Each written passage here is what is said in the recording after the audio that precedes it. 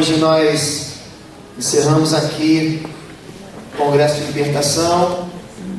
O pastor Cote tem dado para a gente um norte na nossa caminhada cristã, e a gente tem caminhado num trilho que o Espírito de Deus tem soprado em nossas vidas. Nós celebramos esse domingo o 6º ano da implantação do Ministério de Libertação. O Ministério de Libertação é um lugar de cura que o Senhor estabeleceu, eu posso dizer, no meio batista aqui nessa igreja. É um lugar onde nós encontramos no Senhor resposta para as nossas feridas, para os nossos traumas, para tudo aquilo que nos machucou mesmo. O pastor Cote, ele é diretor da base missionária da Jocum aqui em Almirante Tamandaré. É uma referência como homem de Deus na área de libertação, na área de cura, na área de batalha espiritual. Tem ministrado em muitos países. Estava contando para a gente sobre o trabalho dele agora ali no leste europeu. Então, Deus tem usado muito esse homem como ferramenta de Deus. Eu quero que você se lembre dele. Esse homem precisa de oração, gente.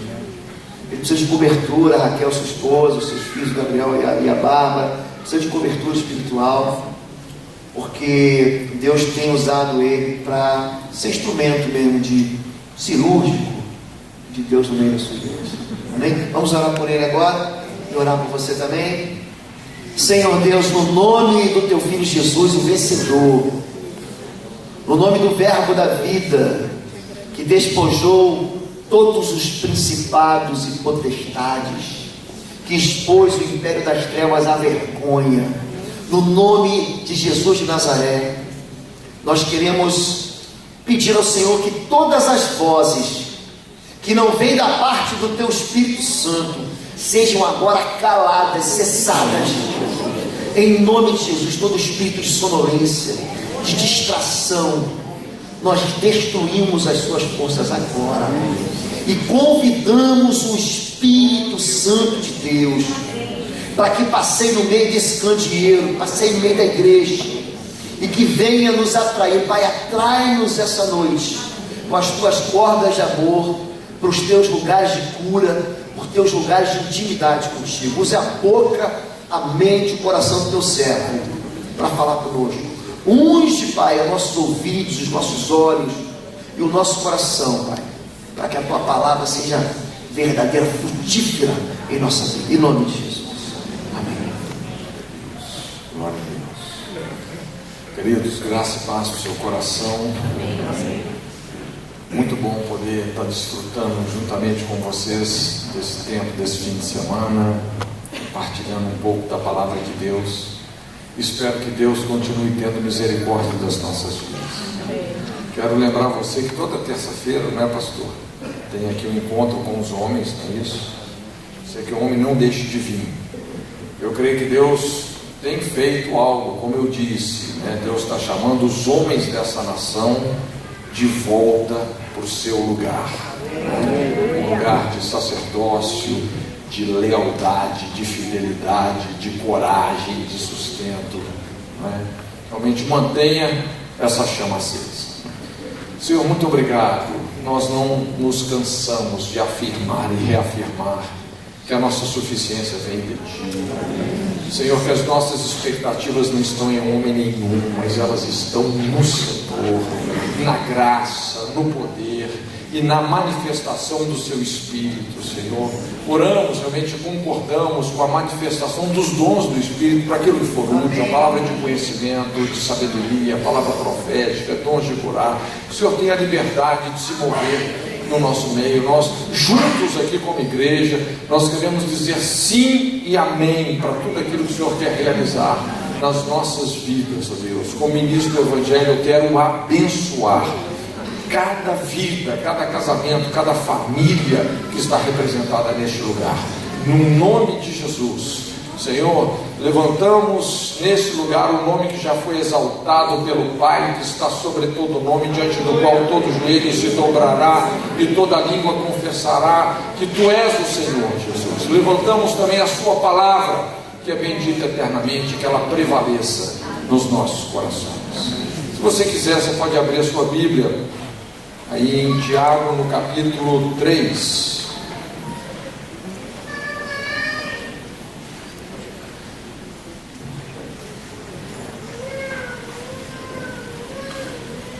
Versículo 13.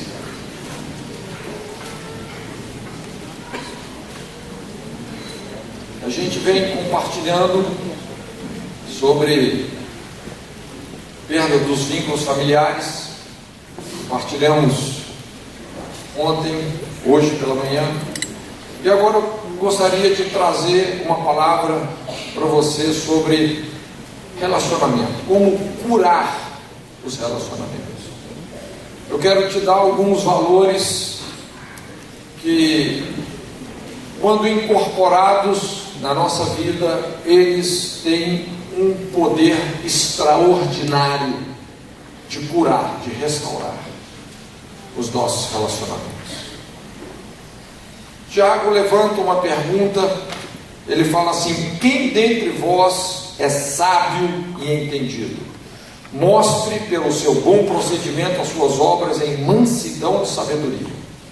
Mas se tendes amargo ciúme e sentimento faccioso em vosso coração, não vos glorieis nem mintais contra a verdade. Essa não é a sabedoria que vem do alto, mas é terrena, animal e diabólica. Porque onde há ciúme e sentimento faccioso, aí há confusão e toda obra má. Mas a sabedoria que vem do alto é primeiramente pura, depois pacífica, moderada, tratável, cheia de misericórdia e de bons frutos, sem parcialidade, sem hipocrisia. E ele termina dizendo assim: ora, o fruto da justiça semeia-se em paz para aqueles que promovem a paz. Então, Tiago começa com essa questão: quem dentre vós é sábio e entendido? Quando nós olhamos para o nosso mundo hoje, como a gente veio compartilhando, nós vivemos num mundo fragmentado.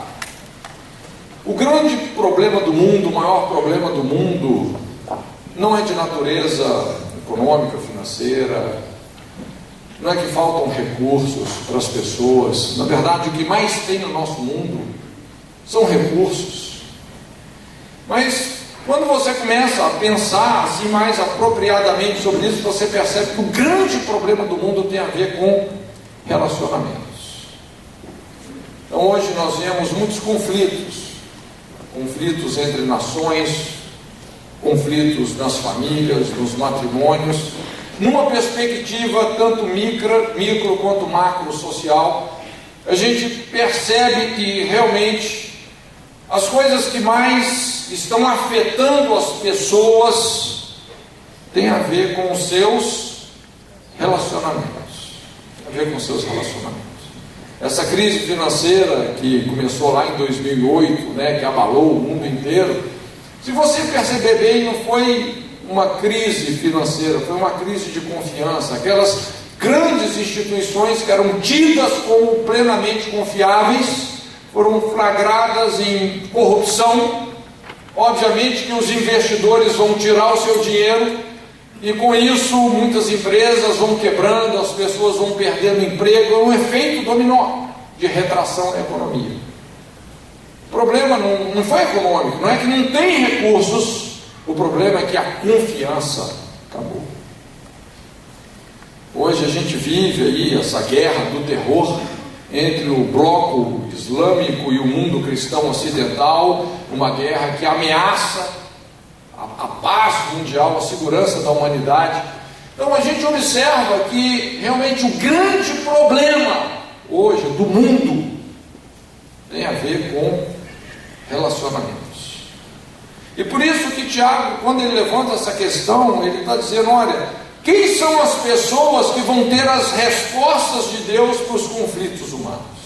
Quem dentre vós é sábio e entendido? Então, interagir com as pessoas é algo do nosso dia a dia. E realmente o fato é que muitos dos problemas que nós encontramos na vida, eles são resultados de conflitos humanos, conflitos de personalidade. Porque, de certa forma, as pessoas quase sempre elas são diferentes de nós. elas pensam de forma diferente, reagem de forma diferente, têm um temperamento diferente. As pessoas são diferentes de nós. E por isso que esse imperativo de Deus é tão importante quando a Bíblia fala assim: segui a paz com alguns, não com todos, e a santificação, sem a qual ninguém verá o Senhor.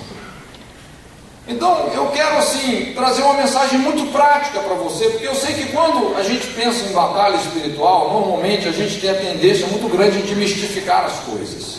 E eu não quero desmerecer a realidade do mundo espiritual. Nós sabemos, não é? Existe um mundo invisível, ele é muito real, mas muito da batalha espiritual é definida de uma forma muito prática com posicionamentos que nós tomamos, especialmente nos nossos relacionamentos, né?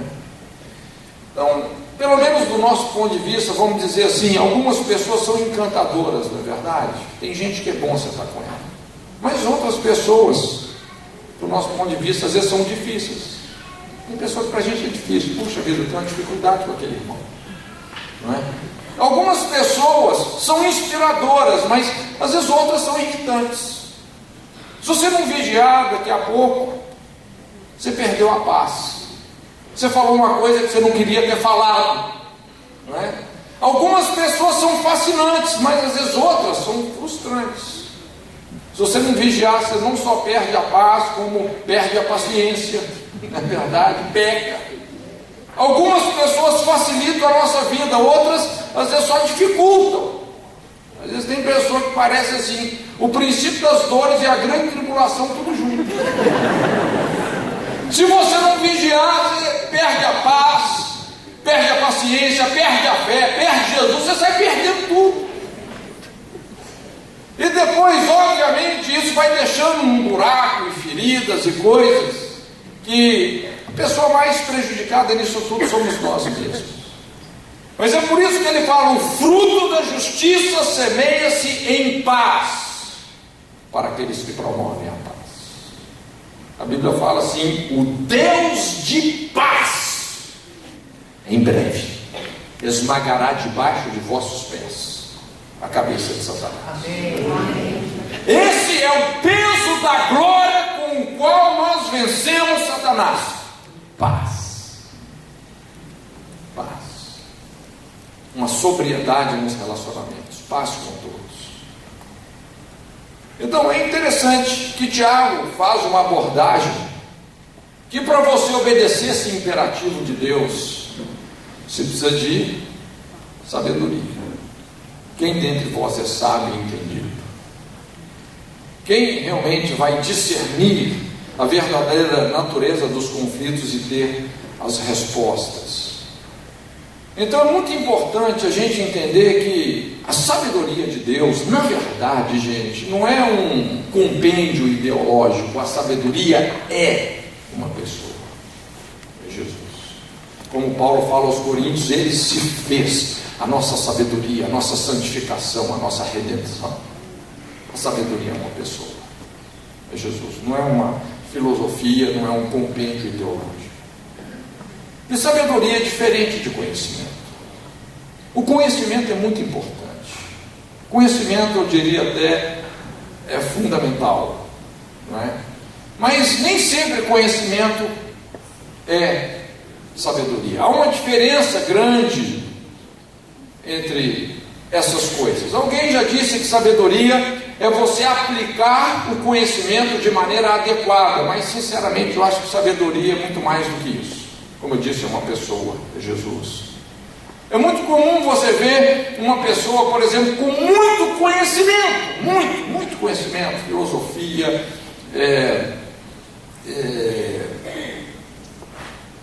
psicologia, teologia, aquela síndrome da obesidade da cabeça, cabeção, caixa d'água, mas o coração é raquítico.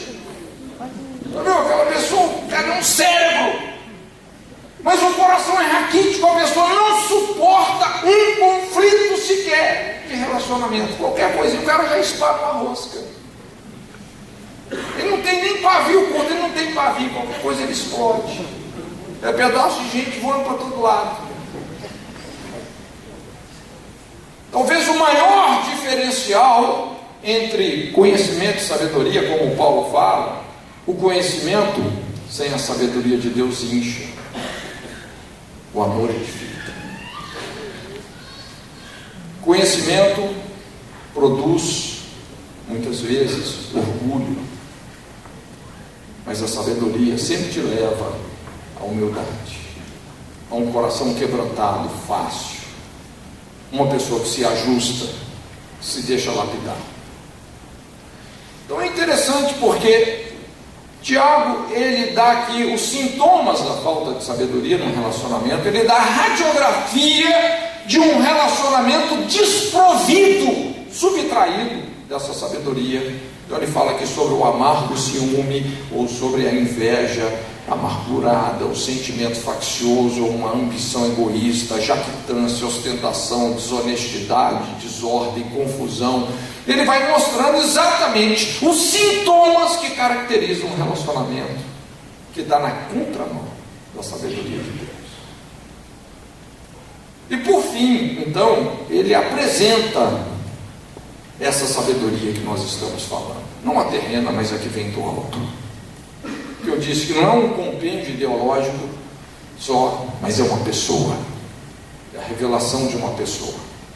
E ele mostra a glória dessa sabedoria, ou seja, os atributos dessa sabedoria, dizendo: mas a sabedoria que vem do alto é primeiramente pura, depois pacífica, moderada, tratável, cheia de misericórdia e de bons frutos, sem parcialidade e sem hipocrisia.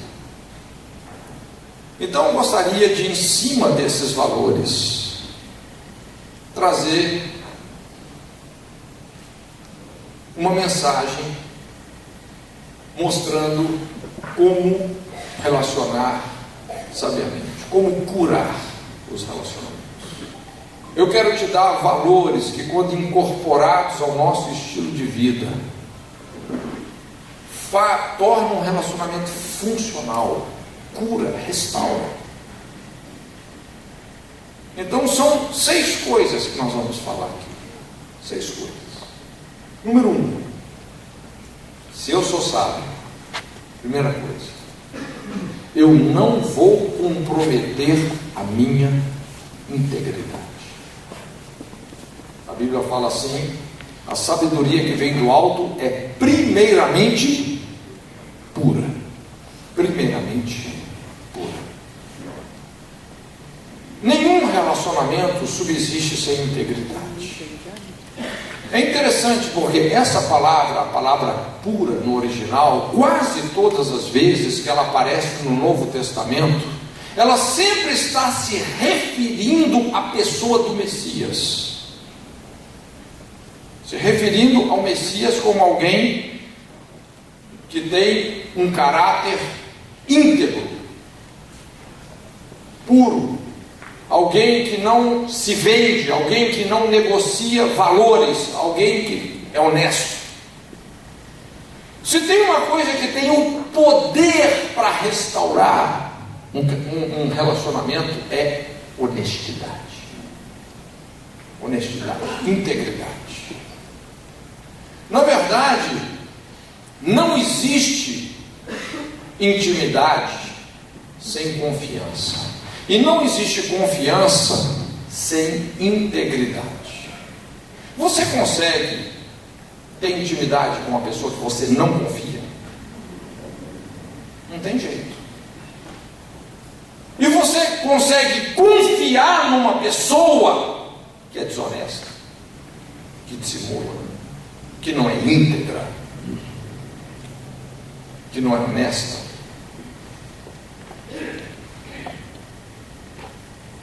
Um dos principais fundamentos da destruição de tanto relacionamento é isso. É gente que está negociando valores, pessoas que estão se vendendo. Então, se você quer ser uma pessoa sábia, Se você quer ser uma pessoa que nutre relacionamentos profundos e funcionais, não se corrompa. Seja honesto. Essa palavra pura, eu sei que é uma palavra meio dinossauro, que é uma palavra que está em extinção. Hoje, quando uma pessoa fala assim, não, eu sou honesto, rapaz, honestidade virou sinônimo hoje de você ser bobo. Rapaz, você é bobo. Mas olha, a gente sabe, homem nenhum vai prevalecer pela impiedade. Deixa eu te dar aqui 4 chaves para você cultivar essa integridade. São uma receita assim bem prática, como eu disse. Para cultivar integridade. Primeiro, cuide das pequenas coisas. Seja fiel nas pequenas responsabilidades. Não importa o que Deus te confiou, por menor que seja, seja fiel. Deixa eu te explicar como o reino de Deus funciona, como a Bíblia nos ensina como o reino de Deus funciona. Jesus muitas vezes comparou o reino de Deus como uma semente de mostarda. É menorzinho, já viu uma semente de mostarda? Uma poeira. Tudo começa do pouco. Apesar de Deus ser infinito na sua grandeza, Deus não é megalomaníaco, Deus não tem mania de grandeza, Deus não se impressiona com as coisas grandes desse mundo, com o cara mais rico, o melhor desportista, o maior artista. Não. Sabe o que impressiona Deus? Pessoas que são fiéis no povo, pessoas que não desprezam os dias das pequenas coisas. E quando você é fiel no pouco, o muito vai vir. Talvez não naquela dimensão que a gente pensa humana, né? Quando a gente fala muito, a gente tem a tendência de raciocinar só humanamente, mas o muito, dentro da concepção divina, o muito vai vir com integridade. Se tem uma receita para fortalecer caráter, a receita é essa: seja fiel nas pequenas responsabilidades. Não despreze os dias dos pequenos começos. Segunda coisa para você cultivar a integridade: diga não prontamente à tentação. Eu não preciso falar para você que nós vivemos num mundo com muitas tentações. E de certa forma, como eu disse, todos nós temos que passar por períodos onde o nosso caráter será testado, será provado. Caráter é como ouro, tem que ser provado. E a grande chave para vencermos a tentação é uma questão de velocidade. É você dizer não. Quão rápido você puder, diga não à tentação. Qual que é o grande erro? É você se entreter com a tentação. Se você começa a se entreter com a tentação, daqui a pouco o caminhão perdeu o freio na descida. Diga não prontamente à tentação. É muito importante a gente estabelecer esse discernimento entre tentação e pecado. São coisas diferentes, tá? Ninguém aqui está imune à tentação, nem Jesus foi imune à tentação. Em todas as coisas ele foi tentado, porém sem pecado. E quando você entende o discernimento, a diferença entre tentação e pecado, sabe uma das conclusões que a gente chega? Que nós pecamos menos do que nós pensamos que pecamos. Verdade, é uma boa notícia. Sabe que tem muita gente que confunde tentação com pecado? A pessoa está sendo tentada e o campo onde as tentações acontecem, principalmente, é a mente. A mente é o campo de batalha. Então a pessoa está sendo tentada e ela já conclui o quê? Pequei na mente. A pessoa fala assim, pequei na mente. Mas às vezes não é que a pessoa pecou. Ela está sendo tentada. Não é? Qual que é o perigo da pessoa confundir tentação com pecado? Ela diz, já que eu pequei na mente, eu ia até o fim. Aí a receita da tragédia. Não é? Mas enquanto não houve uma intenção em relação àquilo, não houve o pecado.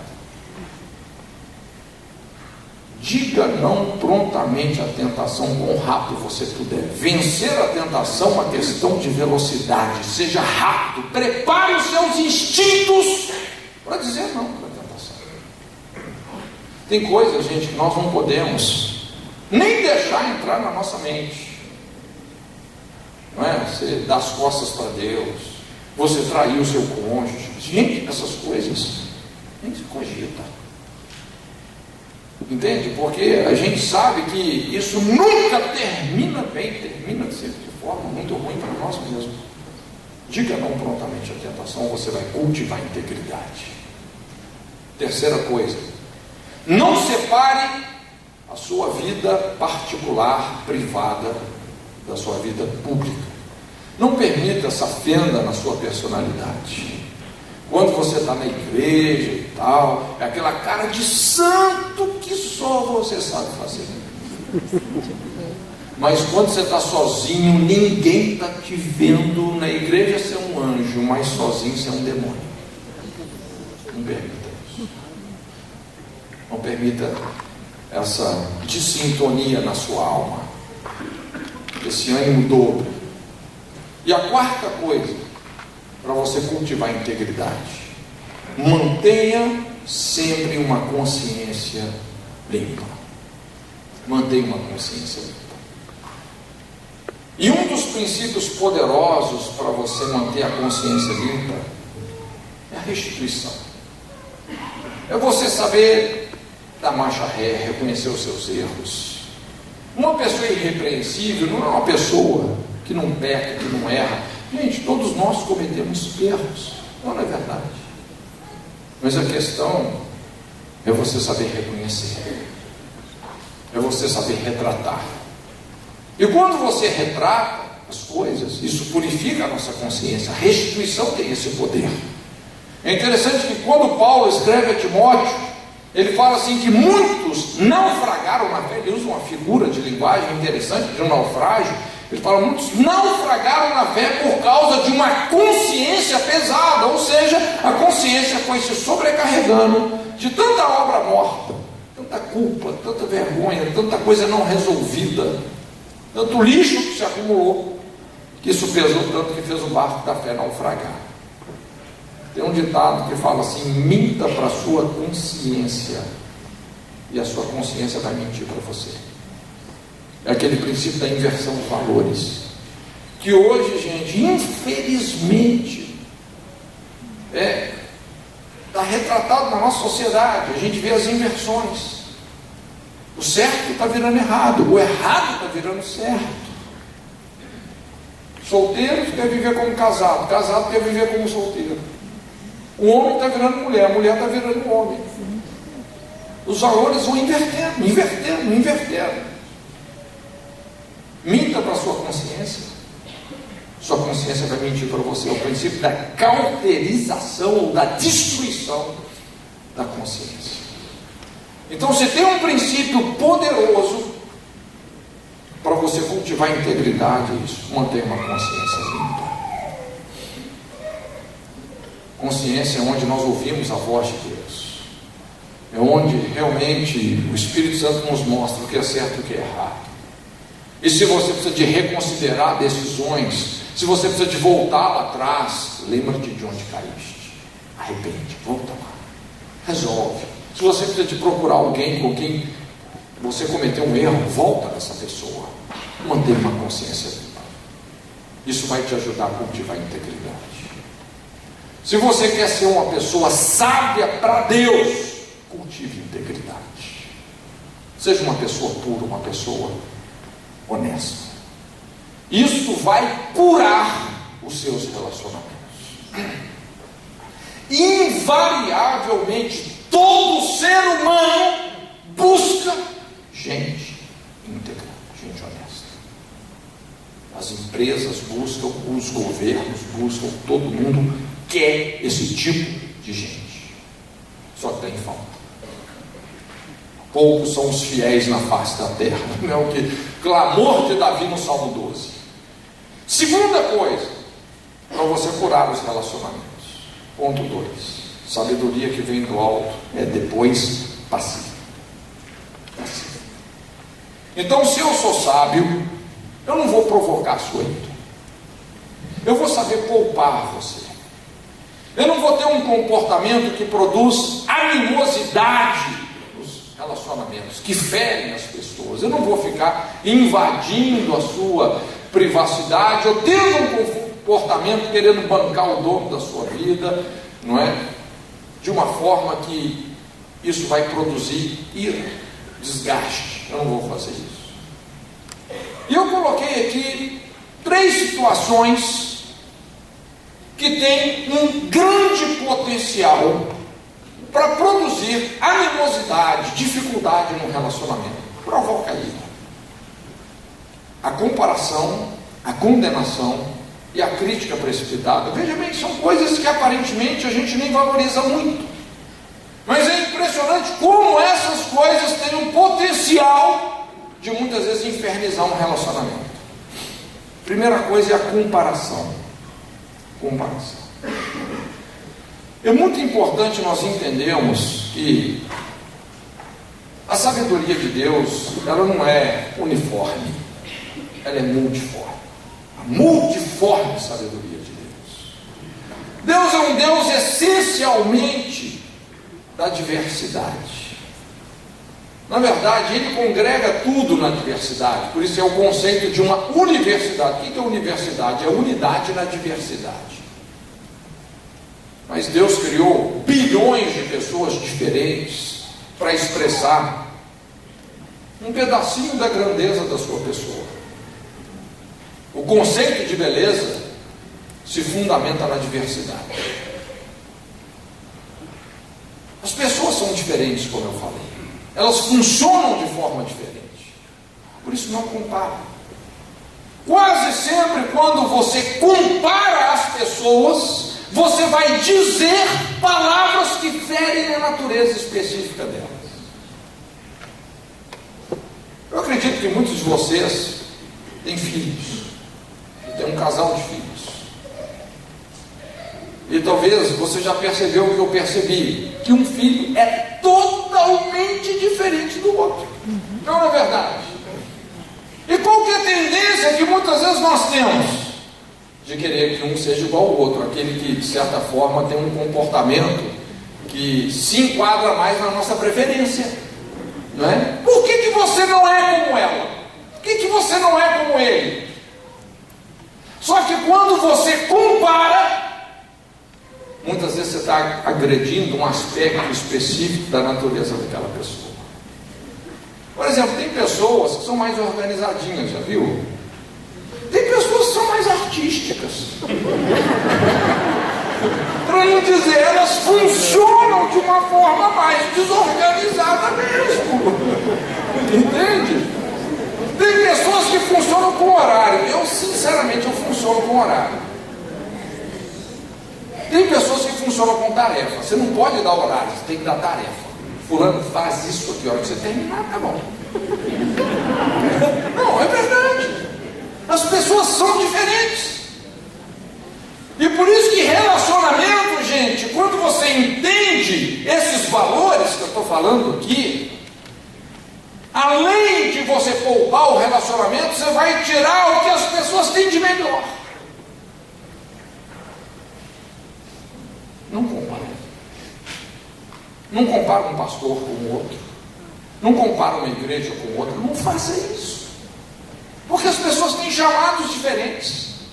Às vezes um pastor, realmente, a pegada dele é numa determinada direção, do outro pastor em outra direção. Não compare.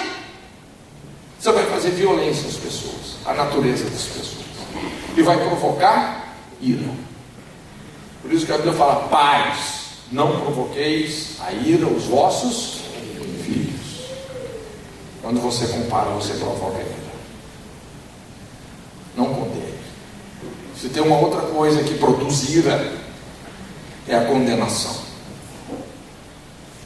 Olha, se você entender só isso aqui que eu vou te dizer, isso pode mudar o curso da sua vida como mudou da minha. Aliás, uma coisa que eu tenho aprendido é isso: é julgar menos os outros e mais a mim mesmo. Esse é o caráter da ceia. Examina-se o homem a si mesmo. Não é ficar examinando os outros, é examinar a si mesmo. Em Lucas 6,37, Jesus disse: não julgueis e não sereis julgados. Não condeneis e não sereis condenados. Perdoai e vos será perdoado. Alguém aqui quer ser condenado? Não condene. Alguém aqui quer ser julgado? Não julgue. Não é no sentido daquela crítica depreciativa. Alguém aqui quer ser perdoado? Opa, perdoa. Não é? Então Jesus deixou claro que na mesma medida que nós medirmos, nós seremos medidos. Quando você condena alguém, na verdade, tudo que você vai conseguir é preparar o seu próprio tribunal. Você está preparando o seu próprio tribunal. Mais cedo ou mais tarde, aquela sentença volta para você mesmo. Olha, não foi poucas vezes que eu já me vi numa situação como essa. Não, estou sendo honesto com você, que é fácil condenar. Qual que é o problema de você julgar? Principalmente quando você não tem um conhecimento total dos fatos. O problema é esse: que você nunca tem um conhecimento total dos fatos. A base do juízo é julgamento, é conhecimento. Às vezes você não conhece a motivação das pessoas, tem às vezes tantos outros fatores que estão envolvidos naquilo ali. Então não condena. Quando você condena, você pode até pensar assim: eu estou sendo zeloso, isso é o zelo de Deus. Olha, é um zelo sem entendimento. Não condene. É assim que muitos casamentos são destruídos, que muitos relacionamentos são destruídos. Não condene. Você só vai provocar a ira. E a terceira coisa é a crítica precipitada, uma conclusão precipitada. Muitos de nós nos vemos em situações assim, principalmente quem trabalha com aconselhamento, ministério pastoral, pais. Você se vê numa situação assim, de intermediar conflitos. Às vezes as pessoas procuram com demandas, com conflitos, não é? E obviamente as pessoas vêm, né, com problemas, elas vêm saturadas e elas precisam de desabafar. Mas quando uma pessoa se desabafar com você, nunca se permita tirar uma conclusão ouvindo só ela. Principalmente quando aquilo envolve terceiros. Tem um provérbio muito sábio que fala assim: o que primeiro começa o seu pleito, justo parece, mas vem o seu companheiro e o examina. Uma pessoa chega e tal, e desabafa, e fala, parece que é a dona da razão. Quando você vai ouvir a outra pessoa, o outro lado, olha, puxa vida, olha, isso aqui ela não tinha falado, não é bem assim. Você vê que ela não está com tanta razão como você imaginou. Então, quando você, essa é a base, não é, do direito judicial. Um juiz nunca pode chegar numa conclusão ouvindo só um lado. Quando você tira uma conclusão precipitada, você vai dizer palavras que machucam as pessoas, que ferem os relacionamentos. Não caia nessa cilada, não é? Quando alguém desabafar com você, não caia na cilada de já tirar uma conclusão e tal, não é? E estigmatizar a outra pessoa. Não faça isso. Então, se eu sou sábio, eu não vou provocar a sua ira, comparando, condenando, tirando conclusões precipitadas. Terceira coisa, sabedoria que vem do alto é moderada. Então, se eu sou sábio, eu vou ser moderado, eu vou respeitar os seus sentimentos. Eu não vou diminuir os seus sentimentos. É interessante essa palavra, ela tem esse significado. No original, a palavra moderado é isso: atencioso, delicado em considerar os sentimentos das pessoas, compreender os sentimentos das pessoas. Isso sugere muito o princípio da compaixão.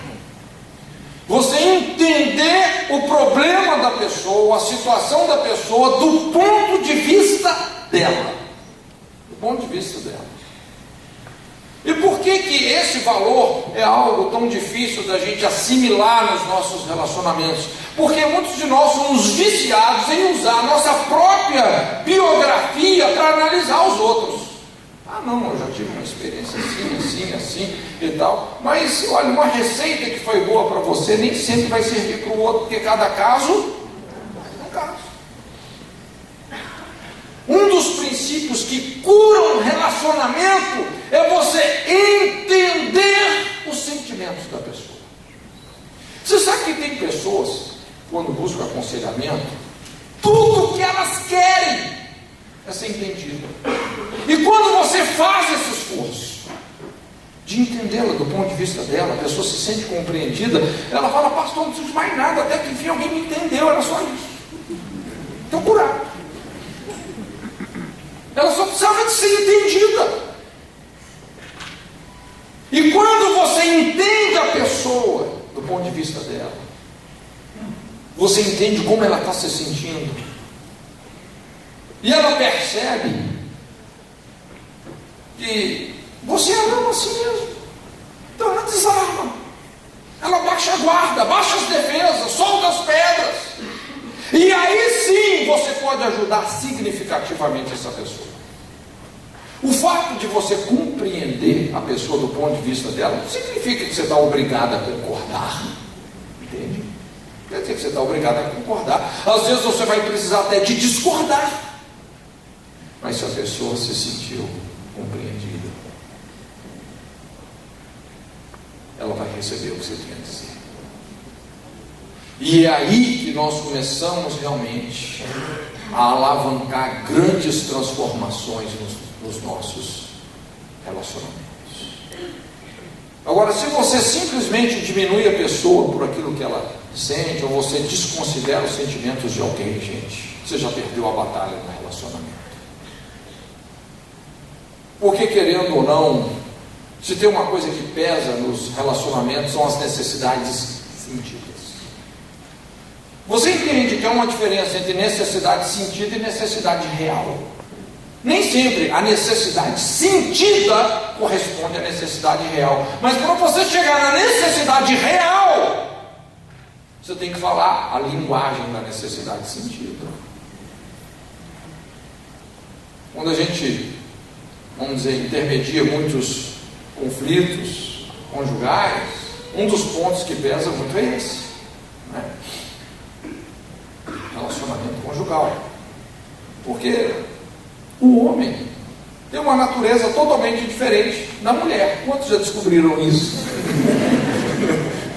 Eu assisti um videozinho que tem na internet do cérebro do homem e do cérebro da mulher. Já assistiram esse videozinho? É muito interessante.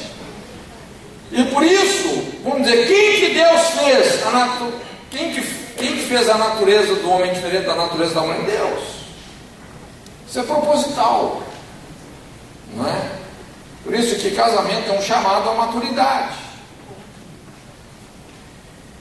E para um casamento dar certo, nós temos que aprender realmente a entender como o outro se sente. E não ficar simplesmente cobrando isso do outro. Muitas vezes a gente vê aquelas cobranças extenuantes. A mulher exigindo que aquele marido seja romântico. E o cara é uma pedra de razão. E ele agora tem que ser um romântico derretido. E muitas vezes está lá o marido querendo, cobrando da mulher que ela não seja tão emotiva. Você tem que ser mais racional. É o que não está nela. A partir do momento que você simplesmente toma a decisão de entender o outro como ele é e amá-lo como ele é, as coisas se convergem. É aí que tudo se converge. Então, se você quer ser uma pessoa sábia para Deus, seja moderado. Não diminua os sentimentos dos outros, não é? Tenha empatia, compaixão. Isso cura um relacionamento. Eu tenho acompanhado alguns relacionamentos que a gente percebe isso. Um cônjuge toma a decisão, não, eu vou amar o meu cônjuge como ele. Acabaram as coisas. É impressionante como que assim, em poucas semanas, aquele relacionamento se estabiliza totalmente. Quarta coisa, sabedoria que vem do alto é tratável. Então, se eu sou sábio, eu não vou criticar as suas sugestões. Eu vou ser uma pessoa ensinável, tratável, corrigível. E isso daqui, gente, é também um grande desafio. Mas se tem uma coisa que conserta tudo, é isso. É quando a gente assume uma postura de quebrantamento. De quebrantamento. É interessante que essa palavra tratável significa isso: submisso, humilde, redutível, tolerante. Gente, quando a gente lê o que Paulo escreve, dizendo que Jesus, subsistindo em forma de Deus, não teve como usurpação ser igual a Deus, antes aniquilou a si mesmo, esvaziou-se da sua glória, assumindo forma humana, e como um homem se fez servo, e como servo foi fiel até a morte, morte de cruz. Jesus, ele se reduziu. Eu sinceramente, eu não sei, nunca vou saber o que é abrir mão do direito de ser Deus. E Jesus fez isso, subsistindo em forma de Deus, se fez homem. Que mistério é esse? Que quebrantamento, que humildade é essa? Isso conserta o mundo. O princípio da salvação se fundamenta nisso. Sermos redutíveis, ensináveis, razoáveis. Eu sei que muitas pessoas, às vezes, elas colocam a sua identidade nos seus conhecimentos. Então, quando alguém discorda de um conhecimento, a pessoa se sente numa crise de identidade. Fulano tem uma doutrina diferente da minha. Fulano está me rejeitando.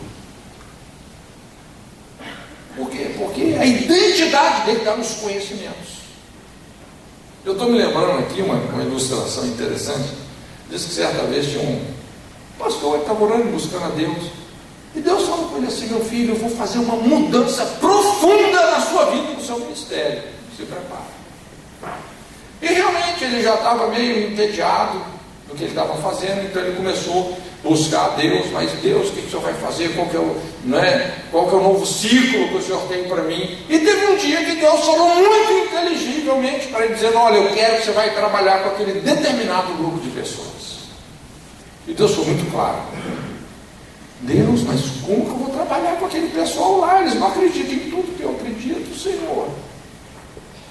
E Deus falou: olha, meu filho, eu também não acredito em tudo que você acredita, não. Mas eu trabalho com você. Ah, mas será que Deus acredita em tudo que nós acreditamos? Sinceramente.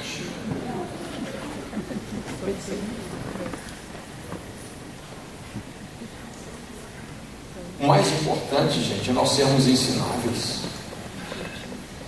Quantas vezes, na verdade, assim, Deus te mostra algo nas Escrituras que desmonta toda uma teologia que você tinha. Mas se aquilo te aproxima da verdade, é com aquilo que você vai ficar. E o que nos une é o amor. Então, se eu sou sábio, eu não vou criticar suas sugestões, mas eu vou ser uma pessoa redutível. Eu vou ter esse discernimento da diversidade. É interessante que Deus nunca dá tudo para uma pessoa só, já percebeu? É o princípio do corpo, não é? A diversidade de dons, a diversidade de ministérios, a diversidade de operações, mas é o mesmo Deus que opera tudo em todos. Então o fato das pessoas serem diferentes, isso não é problema, isso tem que ser a solução. Aí que vem o princípio da sinergia. Sermos ensinados. Quando nós somos ensináveis, redutíveis, e temos esse espírito de cooperar uns com os outros, irmãos, os relacionamentos são curados.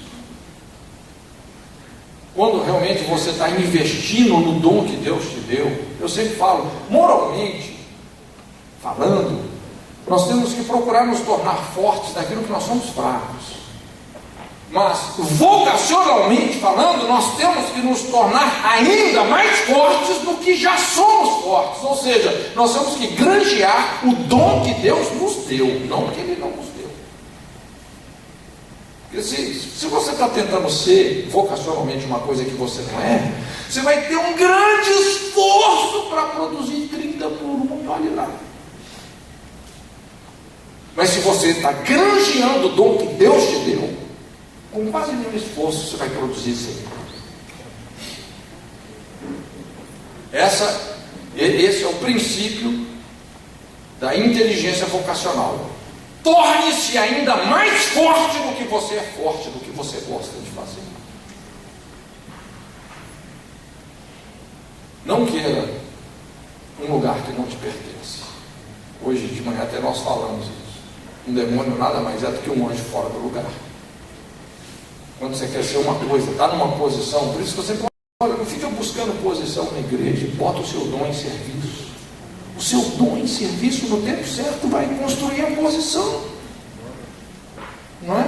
E quando a gente fala de ministério, ministério é serviço. A base do ministério não é posição, é função. Não dá para hierarquizar os ministérios, porque isso é função, não é posição. Sim, não é? Entenda o seu lugar, não vai entrar no lugar do outro. Seja ensinável. Isso cura os relacionamentos. Quinta coisa, sabedoria que vem do alto é cheia de misericórdia e de bons frutos. Se eu sou sábio, eu não vou enfatizar seus erros. A sabedoria de Deus, caracterizada por misericórdia, por bons frutos. Misericórdia e bons frutos sempre andam juntos. Aliás, a misericórdia, vamos dizer, talvez é o princípio mais poderoso do trono de Deus. Porque realmente é aí que nós subsistimos, é só por causa das misericórdias de Deus, não é verdade? Então a nossa ênfase nos relacionamentos tem que ser essa. Tem que ser ânimo, tem que ser graça, tem que ser incentivo. A ênfase de um relacionamento não pode ser os erros. Eu não estou dizendo que não vão haver aqueles momentos que nós vamos ter que ter uma palavra enigmática. Temos que chamar o pecado de pecado. Não adianta você querer perfumar o lixo, embelezar o lixo. O lixo é lixo. Pecado é pecado. Mas a ênfase é incentivo. Quando uma pessoa peca, ela sabe que pecou? Sabe. Não é? Até uma criança sabe. Tanto é que normalmente faz escondido. Não é? Se você ficar reforçando, você errou, você não presta, não faça isso. Não é? Não fica, vamos dizer, usando a correção como se fosse um porrete. Não é? Sai marretando todo mundo. Isso realmente vai trazer muito mais destruição do que solução. Misericórdia cura as pessoas. Eu acho muito interessante assim a etimologia dessa palavra no latim. Né? São dois vocábulos. Mísero, que significa miséria, e córdia vem de cardia, coração. Então o que é misericórdia? É você colocar o seu coração nas misérias de alguém. Então, essencialmente, inerentemente falando, a misericórdia não se fundamenta no merecimento, se fundamenta na misericórdia. Não porque a pessoa merece, porque ela não merece. É porque ela não merece que você age com misericórdia. Alguém já disse, né? Graça é você receber o bem que você não merecia. Misericórdia é você não receber o mal que você merecia. Graça e misericórdia andam na contramão do merecimento. Se a gente fosse colher tudo de ruim que a gente já semeou, gente, ninguém estaria aqui hoje. Não é verdade. Eu seria o primeiro a não estar aqui. Estamos aqui por causa da misericórdia de Deus. Bem-aventurados os misericordiosos, porque eles serão tratados com misericórdia. Por isso que é muito importante a gente ser compassivo. Tem um provérbio 17:9, eu acho muito interessante. A Bíblia fala assim: o que perdoa a transgressão busca a amizade. Entende? Isso é um princípio de amizade, é um princípio de relacionamento. Mas o que renova a questão afasta amigos íntimos. Tem até uma ilustração bem interessante que eu gosto. Diz que 2 caras foram num acampamento de casais. Vocês têm acampamentos de casais, não tem? E tinha muitos anos que eles não se viam, desde a infância. Então, lá dentro do acampamento, na chegada, eles se encontraram, um viu o outro. O cara, você está aqui, você também, papo vai, papo vem, e tal, o tempo passando, até que um se lembrou: rapaz, esqueci minha mulher lá na portaria. Agora você imagina, no encontro de casais, o cara já começa esquecendo a mulher na portaria. Pecado mortal. É pecado mortal isso aí, né? Então já se despediram, foi correndo lá acudir a mulher. E aí, depois, no outro dia, quando eles se encontram, né, preocupado: rapaz, como é que foi lá com a sua esposa e tal? Aí nem te falo. A esposa ficou histórica. Foi histórica, não é histérica. Não, histórica mesmo. Começou a falar os meus pecados de 25 anos atrás.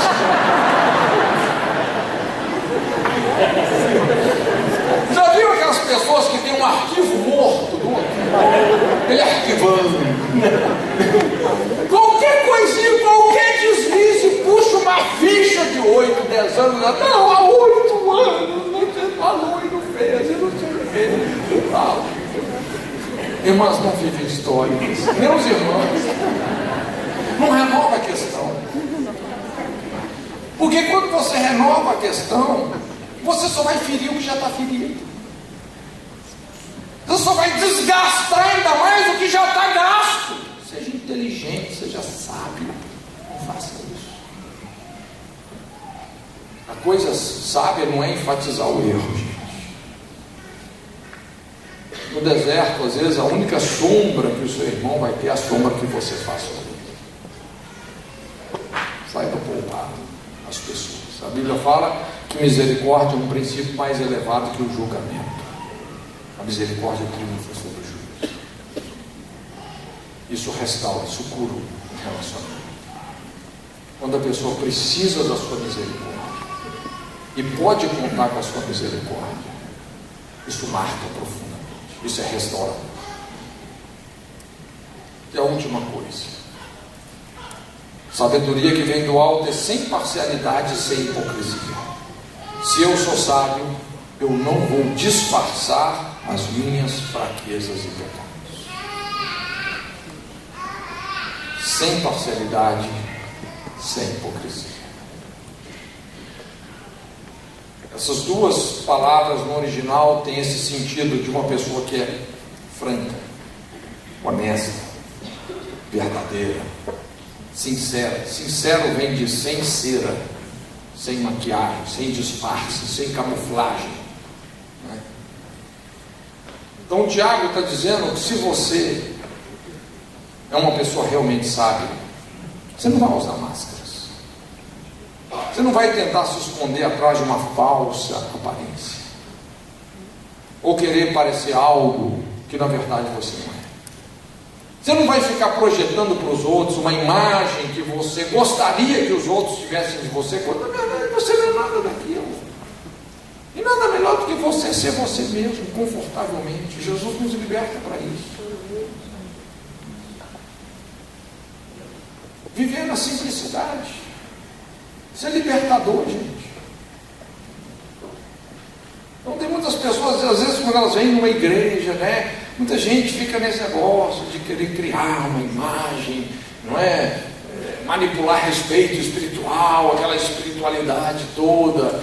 É interessante que quando Paulo escreve aos Colossenses 2, ele fala de gente assim, gente lá, culta aos anjos, pretexto de humildade, e não sei o que, mas era tanta espiritualidade que Paulo falou, esse excesso de espiritualidade, esse misticismo, é carnalidade.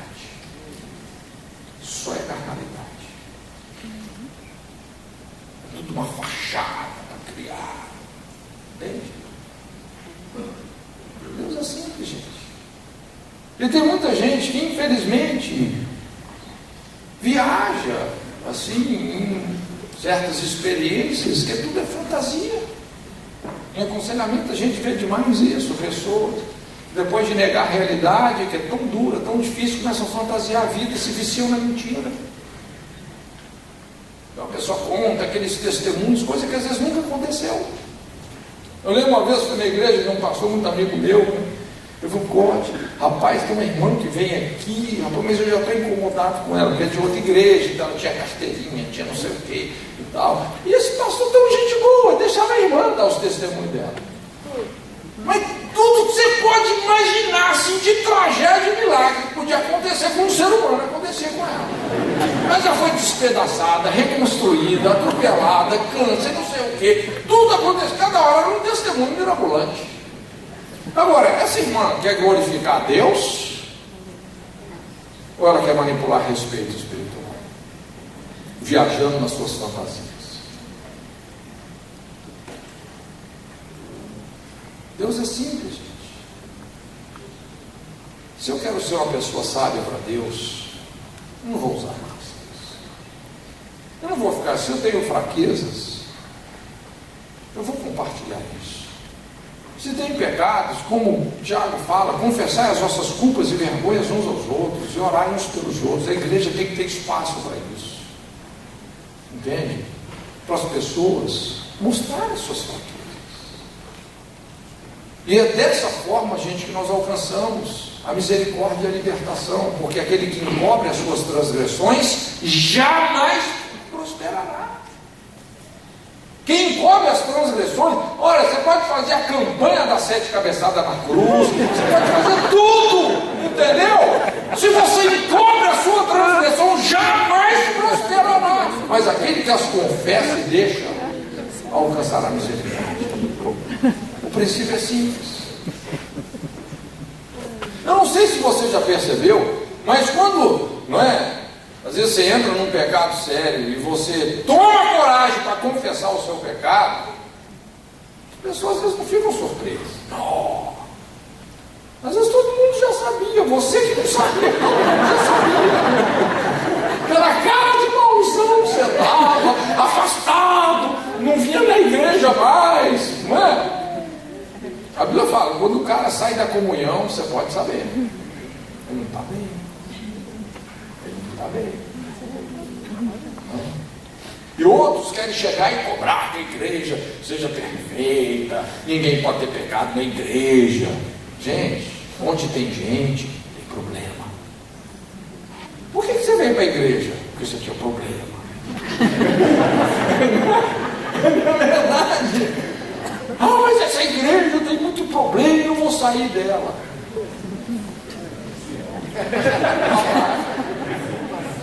Você só vai se frustrar, não é?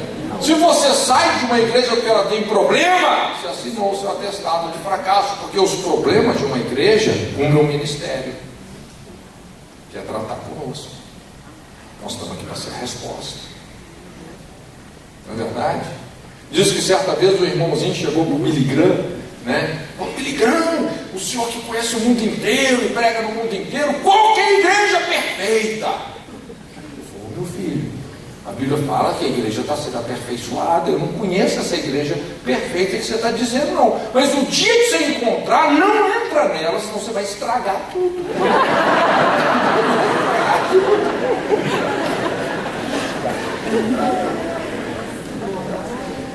Olha, se você quer ser sábio, se você realmente quer ser sábio para Deus, seja você mesmo.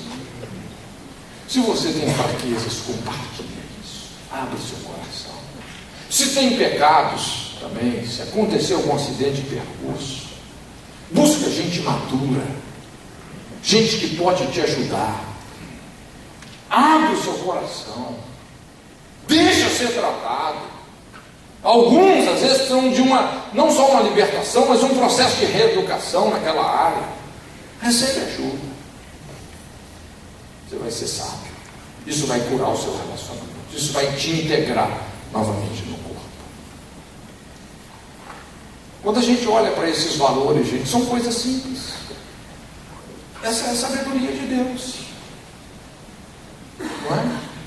É você incorporar esses valores, esses discernimentos no seu dia a dia, no seu estilo de vida. E isso, gente, vai curar a nossa sociedade, vai curar a nossa família, vai curar o nosso casamento. Deixa eu só encerrar aqui. Eu gosto muito de biografia. Uma das biografias na Bíblia que eu acho muito interessante é de Salomão. É muito interessante. Na verdade, assim, a história de Salomão é muito singular, porque ele herdou o reino de Davi. Ele entrou em cena na plenitude do governo de Davi. E Salomão, foram 40 anos de reinado, os primeiros 20 anos, gente. Se você estudar sobre os primeiros 20 anos do governo de Salomão, o que é isso? Um negócio muito poderoso. Os outros 20 anos foram meio trágicos. No final, dá a entender que ele se conserta com Deus. Ele fala: o fim de todas as coisas é teme ao Senhor, guarde os seus mandamentos. Um cara que experimentou tudo quanto é loucura e desvario que um cara pode querer experimentar na vida. Não é? Todo esse conceito de prazer e sucesso que alguém pode querer achar que é por aí. No final, Salomão resumiu tudo: é uma bolha de sabão. Mas os primeiros 20 anos foram muito interessantes. Quando ele entrou no reino, era uma situação muito difícil, porque, politicamente falando, havia muitos outros interesses. O irmão dele, Adonias, na verdade, tentou dar um golpe de Estado. Mas no final, como Deus tinha prometido, realmente Salomão se assentou no trono de Davi. A nação estava no seu auge, no seu apogeu. Era um povo tremendamente numeroso, uma nação poderosa, uma potência naquela época. E uma coisa que me impressiona foi a disposição de Salomão de buscar Deus. É muito difícil a gente ver na Bíblia um jovem que buscou a Deus com tanta intensidade. É difícil. É difícil. Então a Bíblia fala que Salomão, ele fez um culto a Deus. A linguagem da adoração e da devoção no Antigo Testamento tem muito a ver com sacrifício. Aquela identificação com o sacrifício, a rendição daquele animal. Não é? Há uma identificação do ofertante com a oferta. E a Bíblia fala que ele ofereceu 1000 holocaustos. 1000 holocaustos. Dias e dias sacrificando ao Senhor. Uma fortuna ele ofereceu a Deus. Um pouco mais na frente, a Bíblia fala que ele fez um outro culto com mais de 20.000 holocaustos. Um pouco mais na frente, foram mais de 100 em vários animais. E ele buscando a Deus tão intensamente, buscando o Senhor. E a Bíblia fala que, a tal ponto, que Deus apareceu para ele. Imagina Deus aparecer para você. E Deus apareceu para ele e falou: meu filho, o seu coração está tão batizado no meu, você está tão pertinho de mim, você pode pedir o que você quiser que eu vou te dar. Gente, Deus não é doido de falar isso com qualquer um, não. O cara tem que estar com o coração muito nele. Se vós estiverdes em mim, as minhas palavras estiverem em vós, pedireis tudo quanto quiserdes, vos será feito. Tem essas condições. Então, quando Deus fala, você pode pedir o que você quiser, e Deus aparece para ele, não foi uma só vez, foram 2 vezes Deus apareceu para Salomão. Ele vai e ele fala: Senhor, eu sou muito jovem, eu sou inexperiente, eu tenho um povo com tantas demandas, são tantos conflitos, eu não sei como resolver as coisas. Me dá sabedoria. E esse negócio impactou o coração de Deus. E Deus falou com ele: meu filho, por que você não pediu riquezas? Por que você não me pediu exércitos? Por que você não me pediu a morte dos seus inimigos, que são tantos? Mas você está me pedindo sabedoria para ser justo. Eu vou te dar. Mais do que a todos antes e depois de você, eu vou te dar. Vou te dar riquezas. Porque riquezas acompanham a sabedoria. Eu vou te dar. E realmente não teve uma pessoa que teve as respostas para os conflitos da sua geração como Salomão teve. A Bíblia mostra que isso fez eclodir um avivamento de proporções globais. A Bíblia fala assim que pessoas vinham de todas as partes da terra com seus conflitos, com as suas demandas, com as suas questões. Salomão tinha a resposta. Ele estabeleceu o seu governo, a sua liderança, o seu reino de uma maneira que já resolvia a situação de muitas outras pessoas. Pessoas vinham de todas as partes da terra. É difícil a gente ver um avivamento com proporções tão globais como esse que aconteceu nos dias de Salomão. Irmãos, nós vivemos num mundo quebrado. Quando a gente pensa nas demandas da família, da sociedade, um mundo com muitas limitações sobre várias esferas da sociedade, campo, não só no campo da espiritualidade, como no campo da ciência, no campo da educação, da economia. Quem são as pessoas que vão ter as respostas de Deus para os conflitos humanos? Quem dentre vós é sábio e entendido? A receita está. Sabedoria de Deus é primeiramente pura, depois pacífica, tratável, moderada, cheia de misericórdia e de bons frutos, sem parcialidade, sem hipocrisia. Vamos, a receita é você assimilar isso no seu estilo de vida. Isso vai abrir uma janela de revelação sobre você na área que Deus te colocou. É impressionante. Você vai curar os relacionamentos. Coisas que os olhos não viram, ouvidos não ouviram, nem tampouco subiu ao coração humano.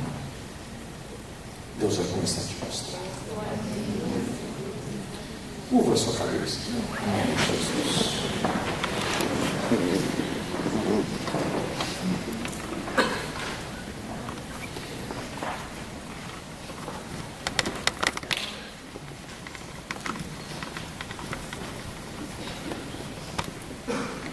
Bíblia fala que se você quer ser sábio, você tem que buscar isso. Isso vem do alto.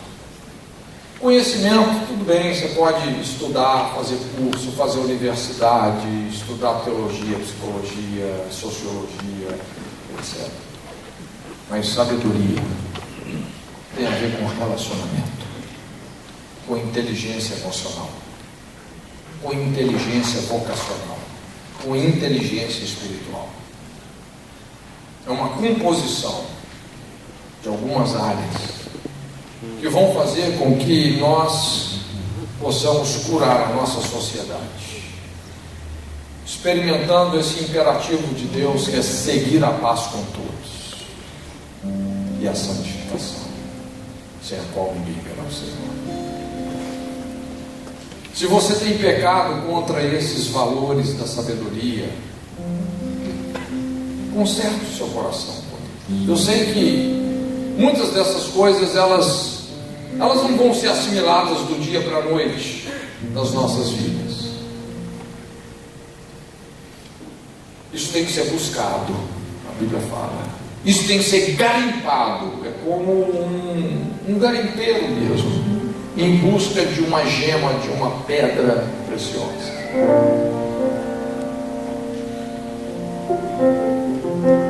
Isso é acessível a qualquer um de nós. Só depende de nós buscarmos, entendendo esses referenciais, esses valores que Tiago explica. Se você realmente quer ser uma pessoa sábia para Deus, não comprometa a sua integridade, não se venda, não negocie os seus valores. Se você quer ser uma pessoa sábia, não provoca a ira das pessoas, comparando, condenando, tirando conclusões precipitadas. Se você quer ser sábio, não diminua os sentimentos dos outros, seja moderado, entenda as pessoas do ponto de vista delas, seja compassivo. Se você quer ser uma pessoa sábia, não critique as sugestões, seja ensinável, seja redutível. Se você quer ser sábio, não enfatize os erros, não use a verdade como um porrete, mas seja misericordioso. Se você quer ser sábio, não disfarce as suas fraquezas e pecados, não encubra os seus pecados,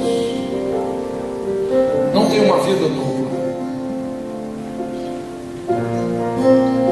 Esses valores têm o poder de curar relacionamentos, de reconectar as gerações, de desfazer as maldições,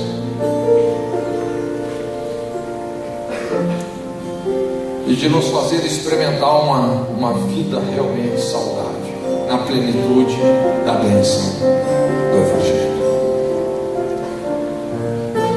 Senhor, muito obrigado, Pai. Obrigado por cada vida que está aqui. E nós clamamos realmente a sabedoria do Senhor. Vem sobre as nossas vidas. Vem, Senhor. O Senhor conhece cada pessoa que está aqui, os conflitos de cada um, os conflitos que cada um aqui está precisando resolver. O Senhor conhece. Que as respostas que nós precisamos venham, que possamos nos posicionar realmente na revelação do que Tiago nos fala, Senhor, e que possamos realmente fazer a diferença por onde quer que nós formos, no nome de Jesus, no nome de Jesus. Amém. Amém. Glória a Deus. Glória a Deus. Amém? Amém. Guarde essa palavra no seu coração. Quando os conflitos vierem, realmente isso vai te nortear. Deus te abençoe. Deus abençoe a sua vida. Queremos orar também pela vida do irmão, pela Raquel, pelos seus filhos. E uma coisa, irmãos, que Deus falou conosco aqui nesses dias: relacionamentos. Quantos filhos estão sendo sepultados por causa das palavras dos seus pais? Mas hoje a sabedoria que vem do alto vai quebrar isso. O Espírito Santo vai colocar palavras de unção, de sabedoria nos seus lábios. Tudo que a palavra morte sepultou, o Espírito Santo vai ressuscitar hoje em nome de Jesus. E você vai decidir profetizar, proferir palavras de vida. Vamos ficar todos em pé, por gentileza. Vamos orar ao Senhor. Pai, em nome de Jesus, a tua palavra foi lançada como semente. A tua palavra foi lançada como flecha do Senhor para esses corações.